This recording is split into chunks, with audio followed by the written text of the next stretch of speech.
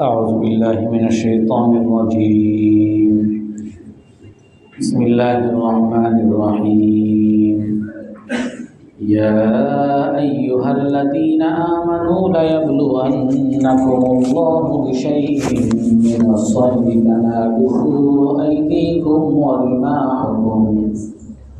تناله أيديكم ليعلم الله من يخافه بالغيب فمن اعتدى بعد ذلك فله عذاب أليم.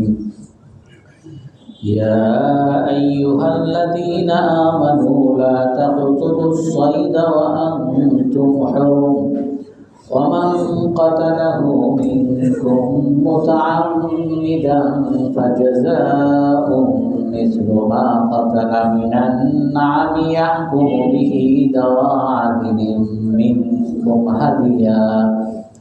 هديا بالغ الكعبة أو كفارة طعام مساكين أو عدل ذلك صياما ليذوق وبال أمره عفى الله عما سلف ومن عاد فينتقم الله منه والله عزيز ذو انتقام. صدق الله العظيم. আল্লাহ তাআলা বলেন, হে মুমিনগণ, আল্লাহ তাআলা তোমাদেরকে অবশ্যই পরীক্ষা করবেন কিছু শিকারী দ্বারা, যেই শিকারীকে তোমাদের হাত হস্তগত হয়, তোমাদের তীর হস্তগত হয়, যাতে আল্লাহ তাআলা জানতে পারে কে আল্লাহকে না দেখে ভয় করে। অতএব এর পরেও যারা সীমালঙ্ঘন করবে তাদের জন্য কষ্টদায়ক শাস্তি। হে মুমিনগণ, তোমরা ইহরাম অবস্থায় শিকারীকে হত্যা করবে না। তোমাদের মধ্য থেকে যারা শিকারীকে ইচ্ছাকৃত হত্যা করবে তার শাস্তি হলো, তার ক্ষতিপূরণ হলো চতুষ্পদ জন্তু যা সে হত্যা করছে তার সমতুল্য। আর এর বিচার করবেন দুইজন ন্যায়পরায়ণ ব্যক্তি, আর এটা কাবায় যাতে পৌঁছতে পারে। অথবা কাফারা হলো এক মিসকিনকে খাওয়ানো, অথবা এর সমপরিমাণ রোজা, যাতে সে তার কৃতকর্মের শাস্তি ভোগ করে। আল্লাহ তাআলা ক্ষমা করে দেন যা সে গত করেছে, আর যেই ব্যক্তি আবারও করবে আল্লাহ তাআলা তার প্রতিশোধ নেবেন। আল্লাহ তাআলা পরাক্রমশালী, আল্লাহ তাআলা শাস্তি দিবেন। এই আয়াতের মধ্যে কিছু বিধানের কথা আল্লাহ তাআলা বলেন। তাফসিরে কুরতুবী, তাফসির ইবনে কাসিরের মধ্যে এটার বিস্তারিত বিধানগুলো বলা হয়েছে। যদি কোনো মানুষ হজে যায়, তো হজে এহরাম বাঁধার পরে, ওমরার এহরাম হোক অথবা হজের এহরাম হোক, এহরাম বাঁধার পরে তার জন্য কোনো শিকারীকে হত্যা করা, শিকারী বলতে পশু পাখি জন্তু জানোয়ার যত জীবজন্তু আছে, যত প্রাণী আছে, এই প্রাণীকে হত্যা করা তার জন্য নিষেধ। এমনিভাবে যে ব্যক্তি এহরাম বাঁধে নাই, হজের এহরাম বাঁধে নাই, কিন্তু সে যদি মক্কার এহরাম, অর্থাৎ মক্কার নিষিদ্ধ একটা এলাকা আছে, তাকে বলে হারামাইন, মক্কার হারামাইন শরীফে, মক্কার মদিনা, তো এই নিষিদ্ধ এলাকায় যে ঢুকবে তার জন্য শিকার করা হচ্ছে। সেও সেখানে গিয়ে কোনো জন্তু জানোয়ার জীবজন্তুকে হত্যা করতে পারবে না। শুধু জীবজন্তুকে না, বরং সেখানে গাছপালা, এমনকি উদ্ভিদ, যে কোনো উদ্ভিদ, এগুলোকেও হত্যা করা, এগুলোকেও কাটা যাবে না। না এহরাম পরিধানকৃত ব্যক্তি, আর না যে ওই এলাকাটায় যে প্রবেশ করে। শুধু তাই না, এমনকি এই এহরাম অবস্থায় আল্লাহ তাআলা এমন জিনিস, জীব, জড় পদার্থ, অর্থাৎ পাথর, এই পাথরের ক্ষেত্রেও আল্লাহ তাআলার নির্দেশনা আছে। এই জড় পদার্থ যে এই এহরাম এলাকায় ঢুকবে, সে জড় পদার্থ পাথর, এই পাথরকে চুম্বন করার আদেশ আছে আল্লাহর পক্ষ থেকে। এমনিভাবে যে এহরামের কাপড় পরে তার জন্য আদেশ আছে এই পাথর নিয়ে নির্দিষ্ট পাথরে মারা। অর্থাৎ এই যে বিভিন্ন জিনিস আল্লাহ তাআলার যে বিধান, যে হজের জন্য হোক, যে এহরাম অবস্থায় হোক, অথবা যে এহরাম না, এহরাম হজের নিয়ত করে নাই অথবা ওমরারও নিয়ত করে নাই, কিন্তু সে সেই এলাকাটায় ঢুকছে, সেই এলাকায় ঢুকলে আল্লাহ তাআলা বলেন সেইখানে কিছু নিষিদ্ধ বিষয় আছে। লা ইয়াবলুওয়ান্নাকুমুল্লাহু বিশাইইম মিনাস সাইদ, এই নিষিদ্ধ কিছু শিকারী দ্বারা আল্লাহ তাআলা তোমাদেরকে পরীক্ষা করেন। অনেক আমাদের মধ্যে এখন তো অনেক যুক্তিবাদী আছে, তারা প্রশ্ন করে যে কেন পাথরকে চুম্বন করতে হবে, কেন পাথর মারতে হবে, আর কেন এই মক্কার এলাকায় ঢুকলে শিকার করা যাবে না। আমি এহরামের কাপড় পরব, এহরাম কাপড় পরলে কাউকে হত্যা করা যাবে না, কোনো শিকারী অর্থাৎ মুরগি বলেন, ছাগল বলেন, গরু বলেন, কোনো কিছুই জবাই করা যাবে না, কেন করা যাবে না? অনেকে এরকম প্রশ্ন করেন। তো আল্লাহ তাআলা বলেন যে আল্লাহ তাআলা তোমাদেরকে পরীক্ষা করেন। যে কোনো জিনিস, যে কোনো মানুষ, যে কোনো ধর্মে মানুষকে একটা কিছু দ্বারা পরীক্ষা করা অনেক সময় উদ্দেশ্য হয়। আপনি একজনের সাথে সম্পর্ক করতে চান, তো সে একজনের সাথে ব্যবসা করতে চান, সে আপনাকে একটু পরীক্ষা করার জন্য আপনি তার বাসায় গেছেন, তো আপনাকে সে পানি দিছে, পানি খাওয়ার জন্য, আর কিছু দেয় নাই, বিস্কুট দেয় নাই বা চা দেয় নাই, কিছুই দেয় নাই। তো আপনি এই পানি খেয়ে চায়ের অপেক্ষায় ছিলেন, বিস্কুটের অপেক্ষায় ছিলেন, যখন দেয় নাই তখন আপনি বললেন যে আপনি একটা চাও খাওয়াইলেন না, কথার কথা। তো তখন ওই লোক, যে লোক আপনাকে দাওয়াত দিছে, যে লোক আপনার সাথে ব্যবসা করতে চায়, সে তার মূলত উদ্দেশ্য, আর সে যে কৃপণ তাও না, সে সবাইকে খাওয়ায়, কিন্তু তার মূলত উদ্দেশ্য ছিল যে আপনি আসলে মানুষটা কেমন, আপনার কোনো অধিকার যদি কমে যায়, আপনি যদি কোনো সময় না পান, তাহলে আপনি হাহুতাশ করেন কিনা। আপনি আমার বাসায় আসছেন, অবশ্যই আপনার পাওনা একটা চা বিস্কুট পাওনা, কিন্তু আমি চা বিস্কুট দিই নেই বলেই আপনি হাহুতাশ করতেছেন কিনা। কারণ এখন যদি আপনি এই ছোটো জিনিসে হাহুতাশ করেন, তাহলে পরবর্তীতে আপনার সাথে ব্যবসা করলাম, আপনার কাছ থেকে টাকা নিয়ে আমি ব্যবসা করলাম, 1 মাসে লাভ হইল না, আপনি আমার সাথে চিৎকার চেঁচামেচি রাগারাগি করলেন। অর্থাৎ আমাদের মধ্যেও আমরা অনেক সময় একজন আরেকজনকে পরীক্ষা করি। তো আল্লাহ তাআলাও যে কোনো ধর্মে একজন আরেকজনকে পরীক্ষা করে, আর বিশেষ করে আমাদেরকে আল্লাহ তাআলা জান্নাত দিতে চান, আমাদের জন্য জান্নাতের ওয়াদা করছেন। ইয়া আদম উসকুন আনতা ওয়া যাওজুকাল জান্নাহ, হে আদম আলাইহিস সালাম, আপনি আপনার স্ত্রী সহ জান্নাতে প্রবেশ করেন। অকুলা মিনহা রাগাদান হাইথু শিতুমা, যা ইচ্ছা খান। আমাদের আদি পিতা জান্নাতে ভোগ বিলাস করে আসছেন, তারপরে ওই আদি পিতা আদম আলাইহিস সালামকে পাঠিয়ে দিয়েছেন ফাহবিল মিনহা, আপনি এখন দুনিয়াতে যান, আপনার ঠিকানা জান্নাত, আপনার ছেলে মেয়েদের ঠিকানা জান্নাত, কিন্তু আপনি এখন দুনিয়াতে যান। আমি আপনাকে জান্নাত দিব না জাহান্নাম দিব, এটা আপনার ওই দুনিয়াতে পরীক্ষার মাধ্যমে পাশ করে আসবেন। তো সেই পরীক্ষার মধ্যেই আমরা আছি। আল্লাহ তাআলা আমার জন্য জান্নাত তৈরি করে রাখছেন, আমি যদি ওই পরীক্ষায় পাশ করি আমি জান্নাত পাবো, আর যদি পরীক্ষায় পাশ না করি আমার জন্য জাহান্নাম, আমার জন্য শাস্তি। আল্লাহ তাআলা এটাই বলেন, এই আয়াতের দ্বারা এটাই বলেন, এই যে তোমাকে যে স্বীকার করতে নিষেধ করা হয়েছে, তোমার হাতে তুমি পেয়ে যাচ্ছ, তুমি একটা পশু, একটা পাখি, যে পাখিকে তুমি খুব পছন্দ করো, বক, হরিণ অনেক পছন্দ করো, এই হরিণ তোমার হাতের কাছে চলে আসছে, তুমি এখন ধরলেই জবাই করে খাইতে পারো, এই পাখি ধরলেই তুমি খেতে পারো।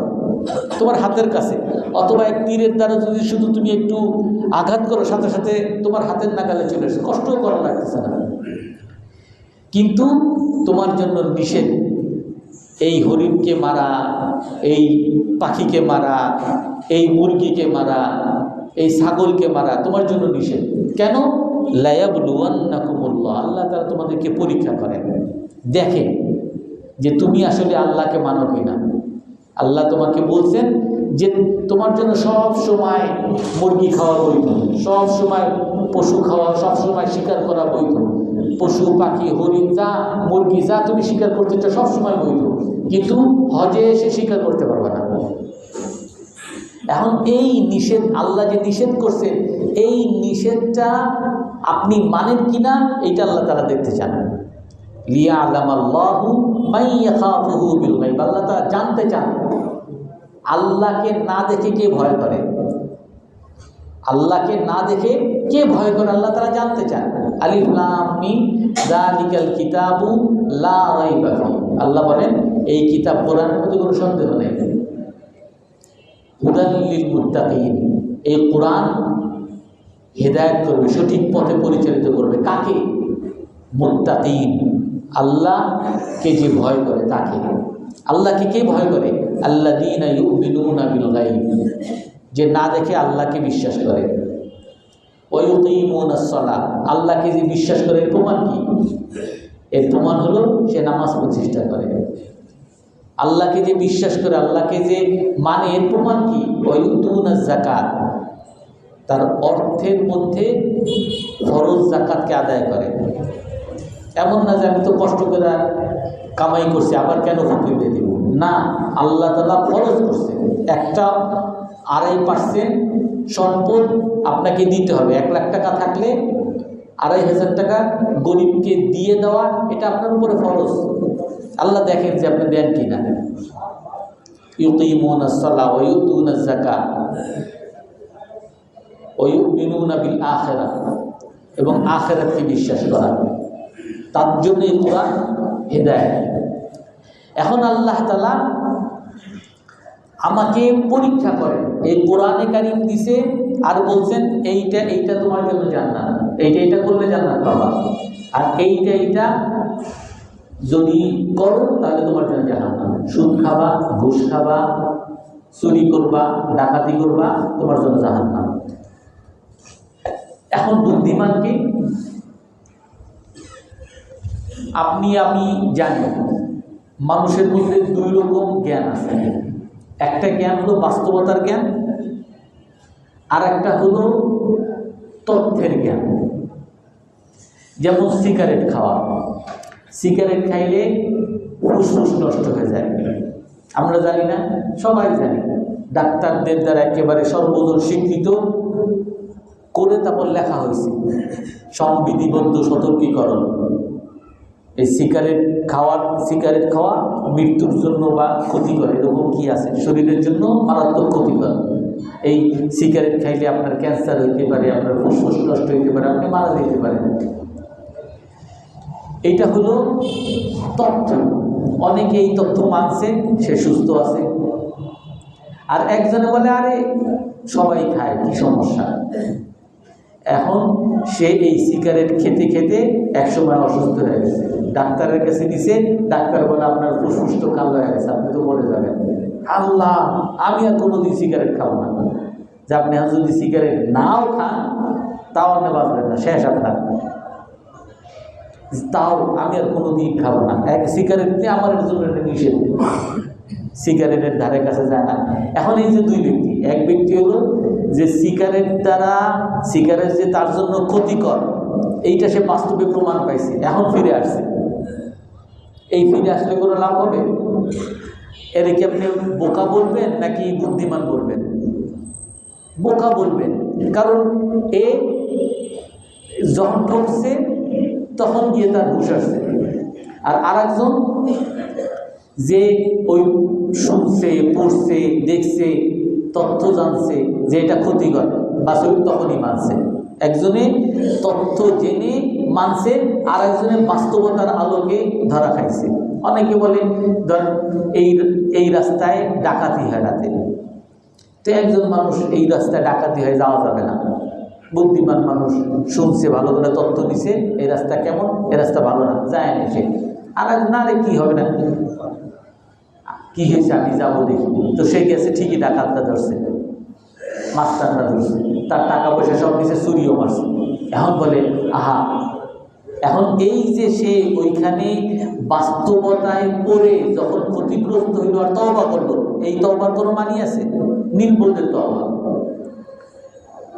আপনাকে গাড়ি চালাইতেছেন, আপনি ওইখানে লেখা আছে সামনে কাজ চলতেছে, তো আপনি গাড়ি ওদিকে না গিয়ে ঘুরে চলে গেছেন, এখানে কাজ চলে, এখানে হয়তো গাড়ি নেওয়া ঝামেলা হবে। তখন আপনি আরেকজন বলে আরে কি সেখান থেকে গেলে তো আমি তাড়াতাড়ি যেতে হলো, আপনি গাড়ি নিয়ে সোজা ঢুকে গেলেন। এখন ঢুকে দেখেন যে সামনে রাস্তা পুরাটা কাটছে, এপার ওপার সবটা কাটা। এখন আপনি যখন ওইখানে গেছেন, এইখান থেকে ফেরত আসবেন, এই গাড়ি ঘোরানোর মতো উপায় নেই। এখন আপনি হয়তো আফসোস করবেন, হতাশ হবেন, কি করলাম। কিন্তু আপনি এই যে হতাশ হওয়া, আফসোস হওয়া, কষ্টে পড়া, এগুলো কি আপনার নির্বুদ্ধিতার কারণে না বুদ্ধিমানের কারণে?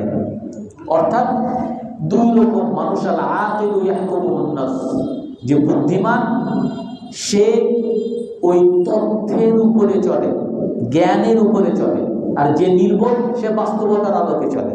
বাস্তবতায় যখন পড়ে তখন গিয়ে সে তার হুঁশ আসে। তো আল্লাহ তাআলা কোরআনে কারীমকে আল্লাহ তাআলা আমাদেরকে দিয়েছেন, আমাদেরকে জানিয়ে দিয়েছেন যে আল্লাহকে ভয় করো তাহলে জান্নাত পাবা, আল্লাহকে না দেখে ভয় করো জান্নাত পাবা। আল্লাহকে যে তুমি ঈমান আনছো এর প্রমাণ কি? নামাজ কায়েম করা, নামাজ প্রতিষ্ঠা করা, নামাজ পড়ো, দুনিয়াতেও শান্তি পাবা, আখিরাতেও শান্তি পাবা। যাকাত দাও, দুনিয়াতেও শান্তি পাবা, আখিরাতেও শান্তি পাবা। ব্যবসা বাণিজ্য, পরিবার পরিজন যাই করো, আখিরাতে বিশ্বাসে রাখো যে আমি আমার স্ত্রীকে যে বকা দিতেছি এই জন্য আল্লাহ কিন্তু আখিরাত কিন্তু একদিন আছে। আমি আমার কাস্টমারের কাছ থেকে যে টাকা খাইতেছি 2 নম্বরই কেনা, আখিরাতে কিন্তু আল্লাহ আমাকে জিজ্ঞাসা করবে যে তুমি 2 নম্বরই কেন করছিলা, কেন ঠকাইছিলা, কেন ফরমালিন দিছিলা। ওয়ায়ুমিনুনা বিল আখিরাহ। একজন মানুষ এইগুলা বিশ্বাস করে, কোরআনে কারীম বিশ্বাস করে না দেখে এইটাকে মেনে নিছে। আর আরেকজন আরে হুজুররা কত কিছুই করে, আরে জান্নাত জাহান্নাম বলতে কিছু নাই, ওই যখন যাবো অনেক আছে এরকম বলে যে ভাই আপনি যদি নামাজ পড়েন তাহলে জান্নাতে যাবেন, আর নামাজ না পড়লে জাহান্নামে যাবেন। কয় কত মানুষ জাহান্নাম নামাজ পড়ে না, তো মানুষ সবই তো জাহান্নামে যাবে। নায়ক নায়িকা আমি যাদেরকে ভালোবাসি এরাও জাহান্নামে যাবে, আমি জাহান্নামে যাবো, এরকম অনেকে বলে যে আমার স্টার অমুক নায়ক, অমুক গায়ক, অমুক খেলোয়াড় আমার পছন্দের, সেও তো নামাজ পড়ে না, সে জাহান্নামে যাবে, আমিও তার সাথে জাহান্নামে যাইতেছি, নাউযুবিল্লাহ মিন যালিক। এরকম নির্ভর আছে। এখন একজন মানুষ নামাজ পড়লো না, যাকাত দিল না, আখিরাত বিশ্বাস করলো না, আল্লাহকে ভয় করলো না, সে যখন মারা যাবে, বাস্তবতা দেখবে, তখন কি করবে আমরা জানি না কি করবে, কিন্তু কোরআনে কারীম বলে দিয়েছে কি করবে। রব্বানা আবসারনা ওয়া সামি'না ফারজি'না না'মাল সালিহান ইন্না মুকিনুন। বলবে আল্লাহ সব দেখছি, সব শুনলাম, সব অকপটে বিশ্বাস করছি যে আপনারে মানা ছাড়া কোনো উপায় নেই, আপনি আবার আমার এই দুনিয়া ফেরত পাঠান। আল্লাহ কাউকে দুনিয়া ফেরত পাঠাবে? কাউকে। নির্বোধ, আর এমন নির্বোধ দুনিয়াতে অনেক বোকামি করলেও এটার শুধরানোর উপায় থাকে, কিন্তু অনেক বোকামি আছে এগুলো শুধরানোর কোনো উপায় নেই। আপনি গাড়ি চালাইতেছেন হেভি, আপনি অনেক নিজেরে মনে করেন যে খুব ভালো ড্রাইভার, আর আপনার পিছনে যে আপনার প্যাসেঞ্জার আছে আরে বলে ভাই একটু আস্তে চালান, একটু দেখে চালান, একটু ঝুঁকিমুক্ত চালান। এ বলে না কোনো সমস্যা নেই, আমি গতকাল শুক্রবার একজনের সাথে তুলছি, এমনি এমনি ভাই একটু দেখে শুনে চালান, বলে আমি 15 বছর ধরে চালাই। এখন এই যে বলে 15 বছর ধরে চালাচ্ছে অহংকারের সাথে, হঠাৎ করে সে একটা ট্রাকের সাথে লাগাই দিছে, সে নিজেও মরছে, অন্যদেরকেও মরছে। এখন এই যে ভুল করছে, এই ভুলের শুধরানোর কোনো উপায় আছে? এর কোনো মাসুল আছে? অনেক ভুল আছে, এগুলো শুধরানোর কোনো উপায় নেই। অনেকে হুজুর ভুল করে ফেলছে, রাগ উঠছে, বউরে তালাক দিয়ে ফেলছে, 3 তালাক দিয়ে ফেলছে। ভাই আর শুধরানোর কোনো উপায় আছে? কয় কেন হবে না, কেন হবে না? অনেকে হুজুর উপর রাগ হয়, আমি 3 তালাক দিচ্ছি, তাতে কি হয়েছে? আমি আবার আমার বউ, আমার বাচ্চা, আমি আমার বাচ্চা কেমনে চলবে, কি চলবে? আরে বাবা, আপনার যদি এতই চিন্তা থাকতো, আপনার ছেলে মেয়ের জন্য এতই মায়া থাকতো, আপনার স্ত্রীর জন্য এতই মায়া থাকতো, আপনি 3 তালাক দিতেন না। আর ইসলামেও 3 তালাক দেওয়ার নিয়ম নেই, আপনি 1 তালাক দেন, তারপর আবার আপনি যদি আপনার সমঝোতা হয় পরে আবার তাকে ফেরত আনতে পারেন। একসাথে আপনি 3 তালাক দিয়ে দিচ্ছেন, এখন আর কোনো উপায় নেই। এই ভুল শুধরানোর কোনো উপায় নেই। তো এই জন্য বুদ্ধিমান হলো সে যে তথ্যের উপরে চলে, আর নির্বোধ হলো যে বাস্তবতার ঠেকা খাইলে, ধাক্কা খাইলে তারপরে গিয়ে থামে। এই জন্য আল্লাহ তাআলা কি বলেন, হে মুমিনগণ, আল্লাহ তাআলা তোমাদেরকে অবশ্যই পরীক্ষা করবেন আল্লাহ তাআলা। হয়তো মানুষ সামান্য জিনিস দ্বারা পরীক্ষা করবেন, বিষয় ইমিনা সৈদি বলে সামান্য শিকার দ্বারা তোমাদেরকে পরীক্ষা। কোন শিকার? তানালুহু আইদিকুম ওয়া রিমাহুকুম, একটা পাখি তোমার হাতের কাছে চলে আসছে, সামান্য পরীক্ষা। তুমি যদি এখন ধরো তাহলে তোমার হজ শেষ, তোমার উমরা শেষ। আর বাইতুল্লাহর হেরেমের মধ্যে গেছো, এখন যদি তুমি ওই শিকার ধরো তোমার গুনাহ হবে, বাইতুল্লাহ গিয়ে যা সওয়াব হবে এর চেয়ে বেশি গুনাহ হবে। ওয়ারিমাহুকুম, তোমার তীর যাকে পেয়েছে, এই শিকারী দ্বারা আল্লাহ তাআলা তোমাদেরকে পরীক্ষা করেন। কেন? লিয়া'লামাল্লাহু মান ইয়াখাফুহু বিল গায়ব, আল্লাহ তাআলা যাতে জানতে পারেন যে কে আল্লাহ তাআলাকে না দেখে ভয় করে। তাফসীরে নাবুয়ীর মধ্যে একটা ঘটনা রয়েছে। এক লন্ডনে এক ইমাম সাহেব, মসজিদের ইমাম সাহেব, সে একটা গাড়িতে উঠছে, বাসে উঠছে। তো আমরা মিশরে যখন কিছু বিভিন্ন দেশে আছে, আপনার মালয়েশিয়াটা এইসব দেশেও আছে, আপনি বাসে উঠবেন, সরকারি বাসে উঠে ভাড়া দিবেন, ভাড়া দিয়ে তারপরে ভিতরে বলবেন, আবার চলে আসবেন, বা ওইখানে আপনি একটা টিকিটও দিয়ে দেন। তো সে ওই টিকিটের জন্য টাকা দিছে, বেশি টাকা, 500 টাকা দিছে। তো তারে যখন ফেরত দিছে, ওই ফেরত দেওয়ার মধ্যে সে টাকা ফেরত নিয়ে টিকিট নিয়ে সে বসছে। তো বসার পরে সে যখন গুনছে টাকা, তখন দেখে যে তাকে 600 টাকা দিয়ে দিছে। সে দিছে 500 টাকা, সে হয়তো ফেরত পাবে 450 টাকা, কিন্তু তারে দিয়ে দিছে 550 টাকা, 100 টাকা বেশি দিয়ে দিছে ভুলে। এখন ওই ইমাম সাহেব যখন টাকা দেখছে 20 টাকা বেশি, 100 টাকা না, 20 টাকা বেশি আসছে। তো 20 টাকা বেশি আসার পরে সে চিন্তা করতেছে যে এটা তো সরকারি গাড়ি, এই গাড়িতে সরকার আমাদের কাছ থেকে কত ট্যাক্স নেয়, কত টাকা পয়সা নেয়, সরকারের দায়িত্ব হলো আমাদের উপর সেবা করা। তো 20 টাকা এটা তো আমি ইচ্ছা করেও নিই, আল্লাহ দিছে, ঠিক আছে থাক, এরকম চিন্তা করতেছে। বলে যে আমার মনের মধ্যে এরকম শয়তান ধোঁকা দিতেছে। উনি বলেন যে আমি এইভাবে যখন নামতে দিছি, সেই সময় আমার কাছে কি মনে হয়েছে আমি জানিও না, আমি ওই ড্রাইভারকে ওই 20 টাকা যেটা সে ভুলে দিছিল, ওই 20 টাকা তারা দিয়ে দিয়েছে। ভাই 20 টাকা আপনার বেশি হয়েছে, নিয়ে নেন, আপনার 20 টাকা আপনি ভুলে দিয়ে দিয়েছে। তখন ওই ড্রাইভার বলতেছে যে আপনি ওই এলাকার ইমাম সাহেব না? বলে হ্যাঁ আমি তো ইমাম সাহেব। বলে আমি আপনাকে 20 টাকা, আমি গতকাল আপনার কাছে গেছিলাম, গতকাল চিন্তা করছিলাম আপনার কাছে যাব, আর আমি তওবা করে মুসলমান হব, কিন্তু আমি আপনাকে পরীক্ষা করতে চাইছি, আমি মুসলমান হব, আপনার কাছে যাব, তার আগে আমি আপনার পরীক্ষা করতে চাইছি, আপনি আসলে এই ইসলাম বা মুসলমান এরা কেমন আমি একটু দেখতে চাইছি। এই জন্য আমি ইচ্ছা করি আপনার 20 টাকা বেশি দিয়েছিলাম। যখন এই কথা বলছে আর ইমাম সাহেব এই কথা শুনছে, এই কথা শুনে সে ওইখানে হাত করছে যে হে আল্লাহ, আমি আজ একজন ইমাম সাহেব হয়ে, আমি একজন মুসলমান হয়ে, আমি মুসলমান ইসলামের জন্য বড় দেয়াল হয়ে গেছিলাম। আল্লাহ আপনি আমাকে বাঁচাইছেন। আমি যদি 20 টাকা নিয়ে আসতাম, আর এই লোকে সে ধারণা করতো যে এই মুসলমানরা তো সবই চোখ, তো মুসলমান হওয়া যাবে না, এই মুসলমান আর হইতো না। এই হয়তো আরো 10 জনকে বলতো, ইসলাম থেকে মানুষ দূরে সরে যেত। কিন্তু হে আল্লাহ, আপনি আমাকে তৌফিক দিছেন, আপনি আমাকে মুসলমান হওয়ার তৌফিক দিছেন, এই জন্য শুকরিয়া। এই জন্য এইরকম অবস্থা দেখা যাবে যে আমাদের প্রতিজনার সাথে লাগতে থাকে।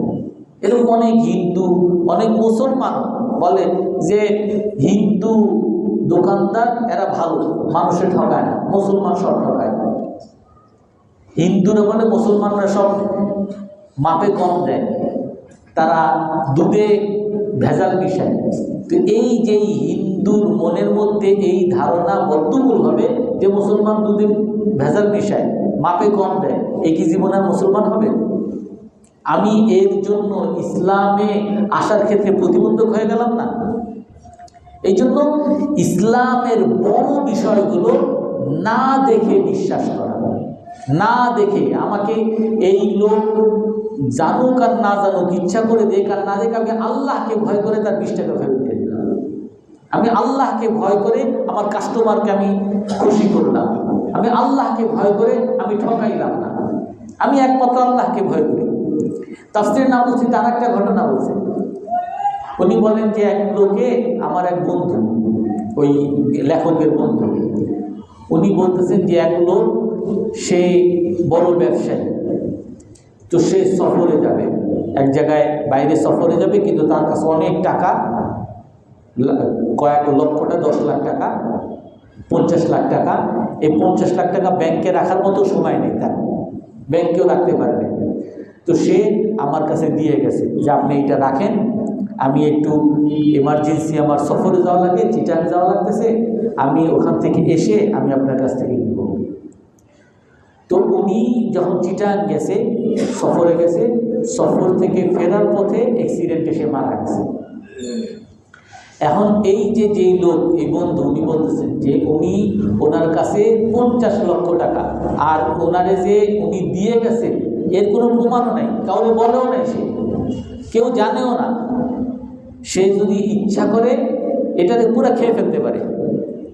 সে একবার তার মনের মধ্যে আসতেছে যে সে আমারে দিয়ে যে সে মরে গেছে, নিশ্চয়ই আল্লাহর পক্ষ থেকে মারবে। শয়তানের কি করে না, অনেক মুসলমান বা যারা একটু দিনদার, এদের অনেক ভণ্ডদেরকে দেখবেন, ভণ্ড আছে অনেক, এদের উপরে আল্লাহর পক্ষ থেকে ইলহাম নাকি আসে, বলে আল্লাহ এদের গোপনে দিয়ে গেছে। শুনেন না আপনারা, অনেক সময় বালিশের তলে টাকা দিয়ে দেয়, বালিশের তলে, তারপরে তার মধ্যে, কেতলির মধ্যে নাকি টাকা দিয়ে যায়। এও মনে করতেছে যে আল্লাহ আমাদের গায়েব থেকে দিয়ে দিছে, আমি তো অভাবী, আল্লাহ আমার গায়েব থেকে দিয়ে দিছে। সে আলেমের কাছে বলে যে আমার কাছে আসছে, যে এরকম একজন বলে, আল্লাহ এইটাই হলো তোমার আল্লাহর পরীক্ষা।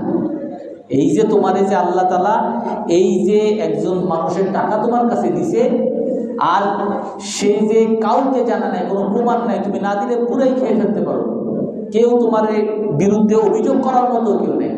এটাই আল্লাহ তাআলার পক্ষ থেকে তোমার পরীক্ষা। আল্লাহ তাআলা জানতে চান কে আল্লাহকে না দেখে ভয় করে। তো উনি সাথে সাথে গিয়ে 50 লাখ টাকা তার আত্মীয় স্বজনকে দিয়ে আসছে, তার যারা ওয়ারিস, উত্তরাধিকার যারা পাবেন, এদেরকে টাকাটা দিয়ে আসছে। অথচ তার, সে যদি খেয়ে ফেলত, তাকে ধরার মতো, তাকে জিজ্ঞাসা করার মতো, তার বিরুদ্ধে মামলা করার মতো কেউ ছিল না। এই জন্য মুসলমান এমনই হতে হবে।